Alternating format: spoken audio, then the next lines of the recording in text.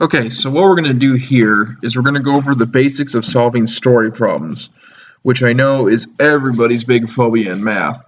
But as we keep going through the quarter, we'll perfect these steps more and more, and you'll see that they'll help you more and more. Okay, so what I have here is I have this basic outline for solving story problems, and I'll put a more in-depth version of this with more questions up on Canvas, but for the sake of length of the video, I want to kind of keep it concise and a little bit clearer. So we look right here, we have 5 basic steps to go through here. We got understand, plan, predict, calculate, and review.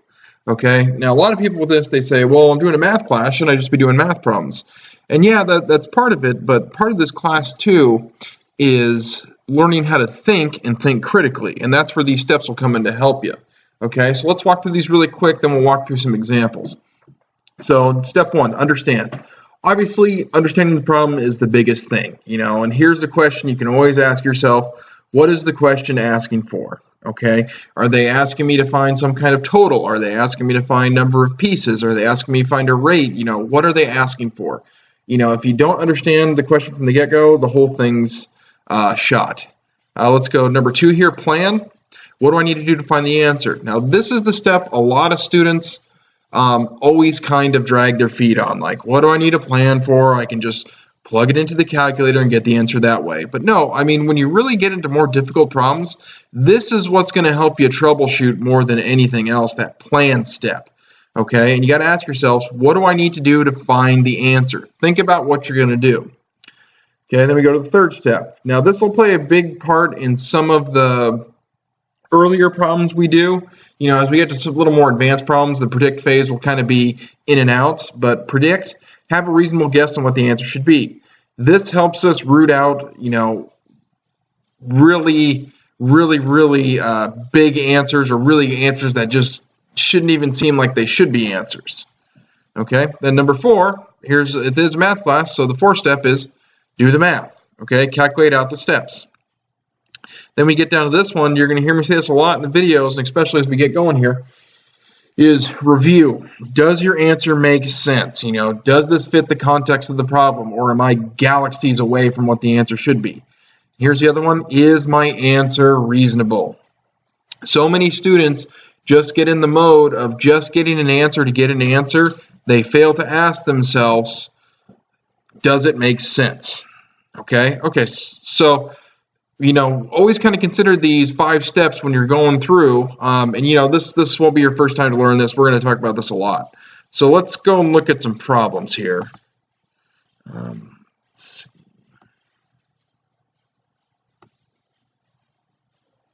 Okay, so with these first problems here, I'm not trying to insult anyone's intelligence. It's just, to kind of get the ball rolling thing. Problems will get more complex as we go. So if this is really easy for you, hey, just, enjoy the fact that you got a really easy slate to go through in these first couple problems. Okay, let's see. Let's look at this. So they say, first read the problem carefully. They say 3 bricklayers working together on a job each laid the following number of bricks in a day: 927, 1,143, and 1,065.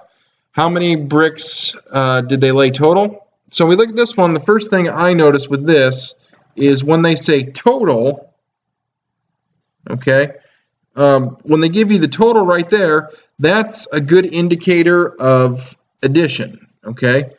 Generally, when we're talking about totals, that's the addition part, okay? So when you look under the understand step, that's my dead giveaway that, okay, I know what the problem's asking for. They just want the total number of bricks, okay? So when you're looking for that, that's what they're asking for, is the total number of bricks. So let's see if I can write that down. So they just want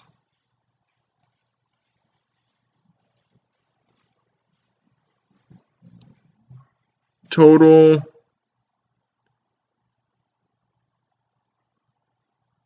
bricks. Excuse my penmanship too. It's still kind of a clunky program, still getting used to it. So now the plan step, okay, if we're trying to find the total, I know my plan for that will be to add, okay? I think with this problem, they're not really pulling any punches. It's pretty straightforward what they're asking for, is that you have to add the 927, the 1143, and the 1065. Now the predict phase for this one, this is going to be important because this is how you can kind of gauge your answer beforehand. Now when we do these estimates, your estimate should be something you can add up quick in your head. So obviously 927, 1143, 1065, not the best numbers to add up in our head. So what we want to do is I would round these down to the nearest hundreds, which are pretty easy to add up in your head, so you can get a quick estimate. So if I was going to predict the answer here, I would think in my mind 900 plus 1143 would round that down to 1100 plus 1100 plus, let's see, 1065. I just go ahead and round that down to 1000. Okay, and those are three numbers you can add up, fairly simple in your head. 900 plus 1100, that's what, 2000 plus another 1000. Okay, so that should be right around 3000. Okay, so that's our estimate. That's what I'm looking for when I say prediction, is about where your answer should be. And this will help you as you go along deciding whether your answers are in the ballpark or not. Now calculation, that's the easiest step. That's just actually doing the math in this one. That's when we actually take our numbers and we add up what they are. Let's see, we've got 927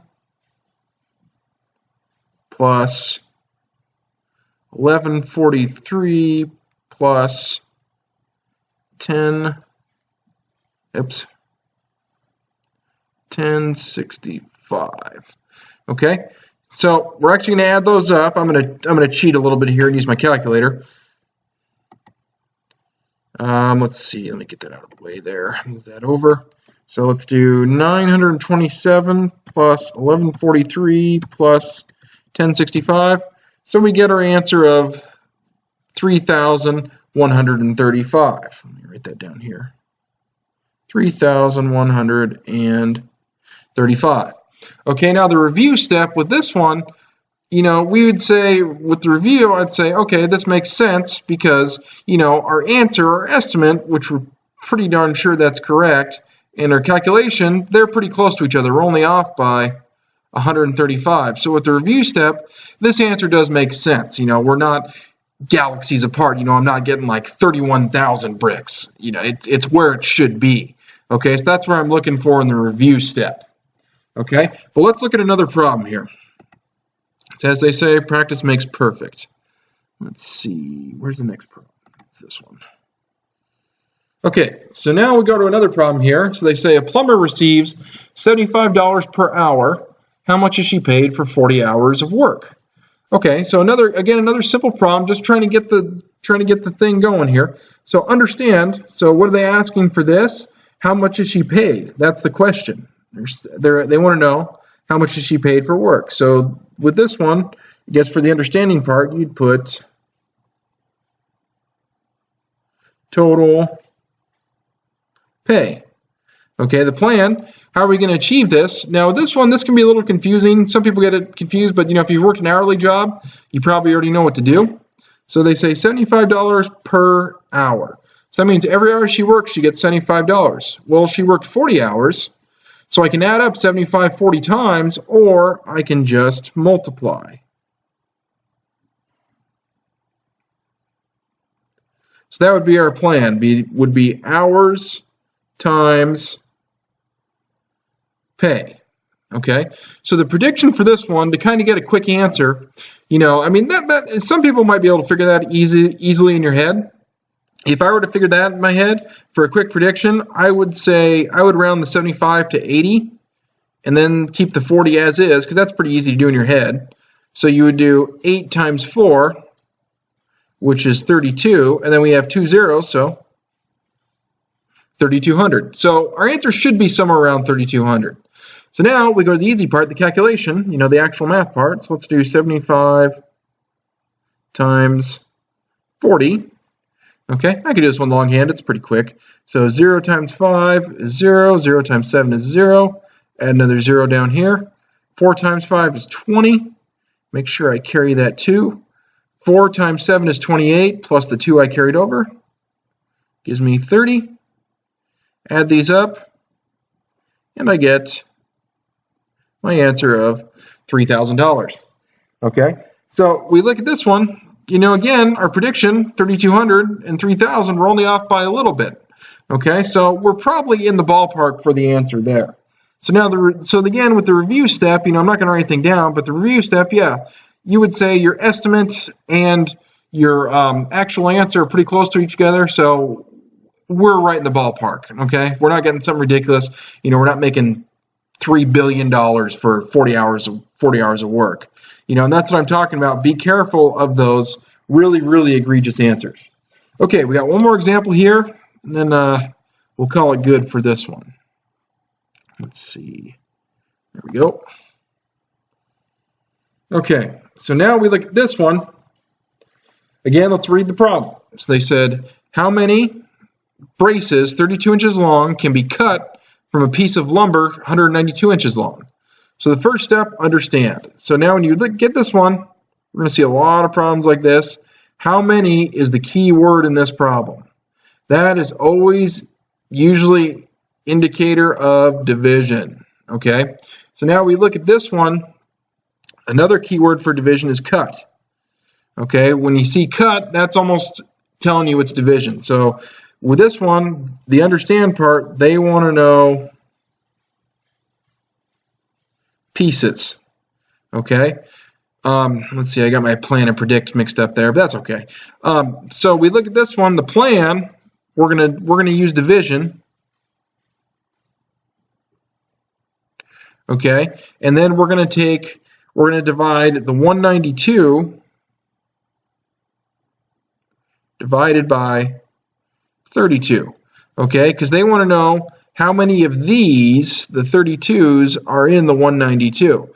And you think about this practically, if you get the division backwards on this, the answer you get won't make sense. So you got to think, okay, if I'm dealing with 192 inches of material and each piece is 32 inches long, I can at least get one out of it. Okay, if you flip this around, if you did, write it down here, if you did 32 divided by 192, the answer you get wouldn't make sense. You would get a crazy decimal. Like here, let me show you. Pull up my calculator here. So if I did 32 divided by 192, I get less than 1. So, but it's like, how can I get less than 1 if there's 192 inches of material and each piece is 32 inches long? You can at least get 1. Okay, so now for the estimate, the predict part, I would, if I was rounding this, I would round this down to 190. Oops. I would round that down to 190, and then I would round 32 down to 30, just to get a quick estimate. So I would say, with this one, about 6. Because I think that'll go in at 6 point something times. So I'd say about 6. Okay. So now let's go to the calculation. Let's actually do the calculation. Let's see. So we got 192 divided by 32. Okay. Again, I'm going to cheat and use a calculator here. Let's do 192 divided by 32. So we get 6. So let's see. So we get 6. So again, with the review step for this, you don't really need to do any review because when you look at this one, our calculation or estimate, they're right on what they should be. Okay. So when you look at these story problems, that's one thing you got to consider. Does your answer make sense? Is it reasonable? Okay. And I know these problems we went over for this first video here, they're pretty basic and straightforward, but as we get going, they're going to get more advanced and you're going to have to deal with more and more complicated problems. And like I said earlier, that's where these 5 steps will really, really help you sift through some of this stuff.